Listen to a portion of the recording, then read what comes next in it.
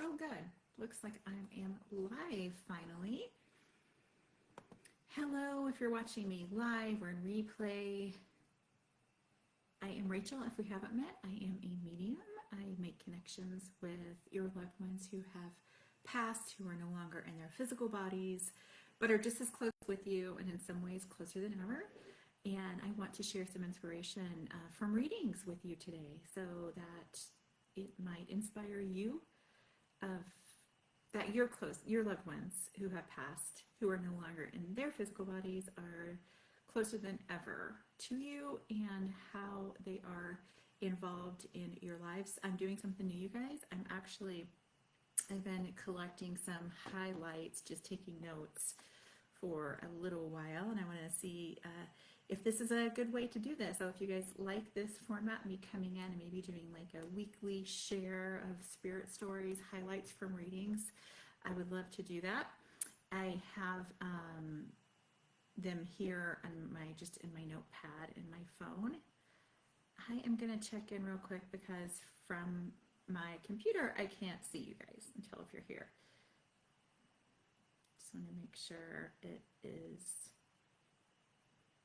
Oh, good.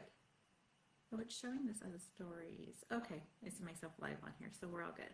Okay, so first of all, let me just before I share highlights from reading, share something that's been on my mind, and it is the topic of regret.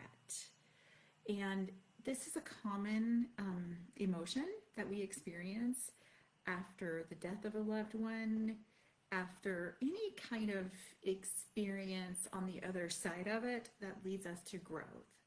And the thought that came to me, oh, hi Meredith. Oh, I see you guys now on my computer. Awesome. Hi Jessica. Hi Meredith.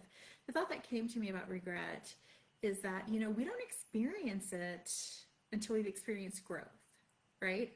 And the thing with healing and regret included is that I can share inspiration. I can share my thoughts about it. Others can share things with us that can help us release regret and heal from regret. But I or anyone else can't do the inner exploration, the inner work, right? Nobody else can do that for me either. So the first couple years after my son's passing, I really struggled with regret, with what ifs, and I found that regret was probably the one thing that even as I released old regrets, new regrets came up as I grew, as I expanded. Because what happens is with growth, we become different people, right? So I am a different person now than I was that my son didn't get to experience here, right? And of course, in some ways, I would be the same. But there's this aspect of growth that changes our perspectives, and it changes the way we are in the world, right? The way we interact with people, the way we live our lives, our priorities.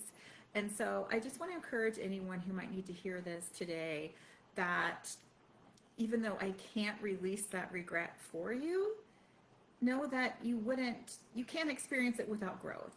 And we can't experience growth. We're not the people we are like on the other side of trauma, of difficult life experiences that lead to growth. That is exactly what leads us to the wisdom, to the growth.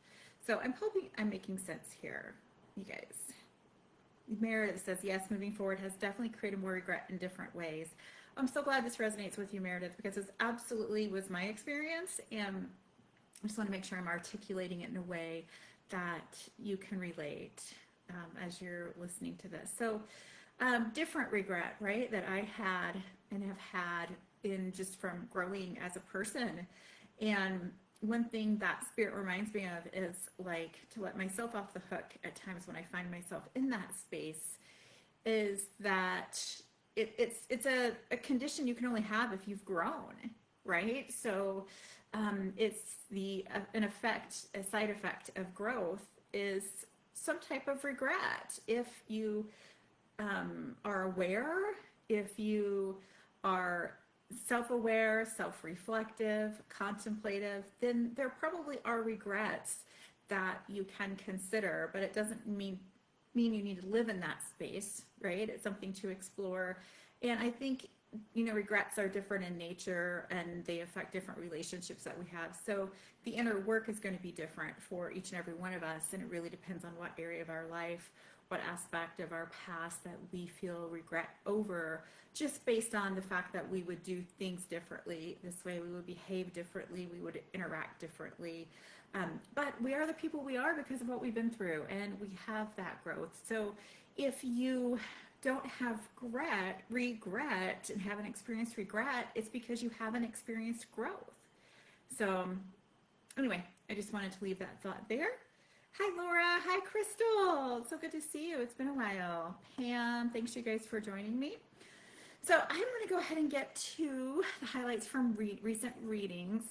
Let me take a second here and read through. Let me know too where you guys are joining me from. I got to tell you guys, this is a kind of a drizzly, rainy day here in the desert. So it kind of feels like a Seattle day, which is kind of nice and cozy, especially for like my afternoon coffee. I have a little peppermint mocha that I made. But anyway, let me know where you guys are from, where you're watching from, what the weather's like, just because that is on my mind. There's rain surrounding me right now. Okay, if you want. One was this, I connected a mom with her grandmother, and this was a highlight from the reading that I noted, is that she talked about like being close to her granddaughters here, who are young adults now. So the connection was with a woman, her mother in spirit, who is also grandmother to my client's two daughters. And she gave me some sweet messages of how she sees them and is around them. But the really cool thing that I loved about this that I jotted down was a validation that she gave me. She told me, the grandmother in spirit told me that her granddaughters are identical twins. She told me like they have the same birthday and they're identical, and that, but yet one of them had, and she went to my hand and showed me what was like a mole or a marking on my hand or forearm. I can't remember exactly, but I remember doing this and her pointing this out. And that's how they tell the difference. And my client, the lady in spirit's daughter, said, yeah, that her girls are identical, and that one of them has a wart. And if I remember correctly, it's had it for a long time, and they've always used that to distinguish between the two, because they were otherwise very, identical, right? So I thought that was really cool, and a lot of really sweet messages came through. But that was just a highlight that was unique, that I loved. And then there was a reading that I also took note on. A highlight is that, this was a lady whose her baby girl came through. And she acknowledged being close to her mom and also her aunt. And she gave me specifics about a tattoo that her auntie has, and also a gold piece of jewelry that she has with her, which turned out to be a gold cross from her aunt that they had buried with their baby. And a really sweet thing about this one, you guys, is this mom had other children here, and her baby girl in spirit, along with, if I remember correctly, it was a grandfather as well, who was talking about, that they were so proud of her, and that they have carried her through difficult times, and she is still such a beautiful mom to her children here, joyful mom to her children here. And at times, and they were like, at times she even wonders, and I was expressing this to my client, at times they say, like, you wonder, like, how am I even like doing this? How is it that I can feel so joyful, despite my heartbreak? And they said it's because we're carrying you through. We're carrying you through. And the reason I noted this reading and that is because of how significant it is. Like, we're not victims, and even though we've gone through, speaking as someone who has a child in spirit myself, and it doesn't have to be a child that you've experienced the death of. It could be a partner, a spouse, even a mom or dad. You could be devastated, but like the world the earthly programming, the logical brain, right? Programming will tell us that, you know, we can't be happy, or gosh, that must be so hard. Um, and here's the thing, like our loved one spirit can and does carry us through. And you've probably even heard this phrase yourself, like talking about someone, and I've even said it myself, like after my son's memorial service, like I knew he carried me through it, right? So it's not a sentiment, it's for real. It's for real, you guys. Your loved ones in spirit really do carry you through the difficult times. And so in times which is normal to have of grief and missing and sorrow, I want you also to consider and talk to your loved ones about how they are carrying you through, and that let that give yourself permission to be okay with the fact that you'll have those miraculous moments too, right? It's not all sorrow and pain, or it doesn't have to be, if we're aware and open to that support and can really embody that. And really it's about allowing ourselves to embody that, right? So anyway, I hope that's comforting. Let me know, you guys. Oh, Colorado. It's snowing, thundering, and lightning with a touch of sunshine coming through. Wild Colorado weather. Crystal. Colorful. I have it on my to-do list. My husband and I to go camping in Colorado sometime this year, but we haven't set the date for that yet. In New Jersey. I lost that there. I think that was Laura. Laura says, that's such a great point that never occurred to me. Thank you for that regarding regrets. You are so welcome. Thank you, Meredith. I hope you felt your mom around you throughout the holidays, and of course still. Jessica says, I had to learn to grow when my mom passed away. Does that mean I have regret? But really what regret I did probably have wishing I could have helped my mom better. Yeah, that would be more of regret, like the wishing, and that's normal. And it doesn't mean that that's your mom's perspective. It doesn't mean that you did anything wrong or didn't help her enough. But I will say that it's also okay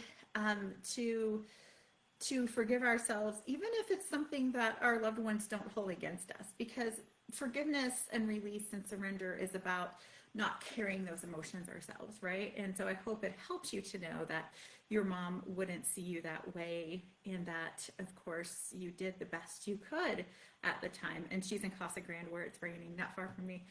Listening from Canada. Hi, Jacqueline. You guys, Jacqueline, this reminds me. So I had the coolest thing. I could probably show you here on my phone, a little synchronicity that I had 2 clients yesterday and today, back to back here, whose names were both Jacqueline. And but the interesting thing is that it was Jaclyn, which is not a common spelling. And I was like, what? I had to do a double take because one, I needed a confirmation for our connection today. And I was like, wait a minute, yesterday rather. And I was like, did I give her the right time? That's where I noticed, oh no, I have 2 complete, and they were 2 completely different Jacquelines. But I love those synchronicities. That happens a lot. But I love it when it happens with like unique names or spellings, right? Hi, Rita from Kentucky. Bluegrass. Is your grass blue or is it brown right now? Hi, Janet. Well, that would be awesome, Crystal, to get together. I'll keep in touch with when we do plan it and find where you are, coordinate all that. And maybe that would be wonderful if we could see each other. Hi, Sherry. So on to my next spirit story, you guys. Let's see here. Oh, this was really sweet.